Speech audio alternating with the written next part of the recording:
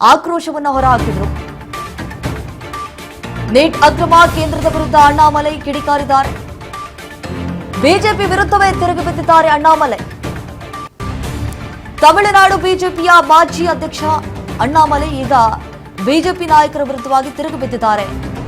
ನೋಡಿ, ನೀಟ್ ಅಕ್ರಮ ಯಾವ ರೀತಿ ನಡೆದಿತ್ತು ಅಂತ ಹೇಳಿ ಗೊತ್ತಿರುವಂತಹ ವಿಷಯ. ಈಗ ಬಿಜೆಪಿ ವಿರುದ್ಧವೇ ತಿರುಗಿ ಬಿದ್ದಿದ್ದಾರೆ ಅಣ್ಣಾಮಲೈ.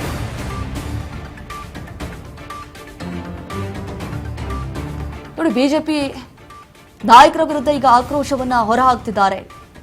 ಕೇಂದ್ರ ಸರ್ಕಾರದಿಂದಲೇ ಈ ರೀತಿಯಾಗಿ ಆಗ್ಬಿಟ್ಟಿದೆ ಅಂತ ಹೇಳಿ ಕೆಲವೊಂದಿಷ್ಟು ಆರೋಪಗಳನ್ನ ಕೂಡ ಮಾಡ್ತಿದ್ದಾರೆ.